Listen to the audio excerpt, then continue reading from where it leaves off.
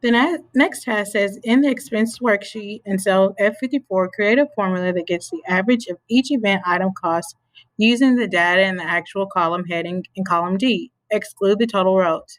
First thing we want to make sure we do is we go to the expenses sheet tab. Then we're going to find F54 underneath average cost. So because we're going to have to use different ranges of numbers for this, we are going to go to the insert function button. It's still going to be the average function. You may have to type reason up here, but notice when we bring the average function up that it's going to give us number options. So we want to scroll up and you'll see column D is the actual column that we're looking for. So in this first number, we are going to select the site actual cost. So we'll click inside of cell D6, drag down to cell D9. Okay, so then we're going to find where it says the number 2 text box.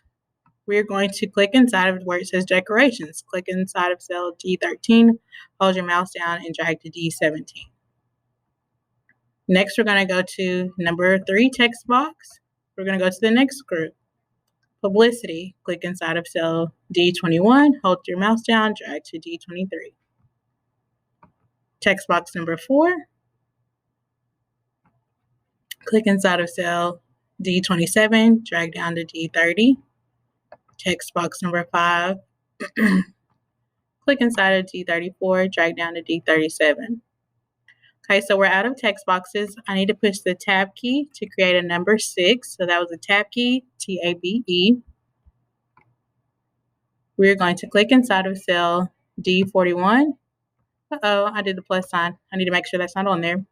D41. Erase that. D41. Click my mouse, drag down to D45.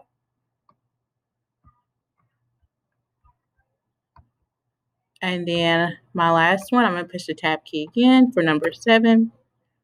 I'm going to click inside of D49, drag down to D50. And I want to I guess I clicked too many times. You want to make sure that you do not have the plus signs on yours. So your ranges should look like this. And then you should get your average amount right here. So make sure that this is what your ranges look like and then click OK. So this will be our average cost and then click the next arrow. Good job. Okay, so for the next task, it says in cell D3, create a formula that gets the sum of cells I6 through I33. So I'm going to go to cell D3. And remember, there are a couple ways that you can do the sum function. You can do insert function or go to the drop down arrow, click sum, and then we can just type our range in. So to type a range in, we would do I6 colon I33. Then we can push enter, and then we'll get our total mileage recorded and click next.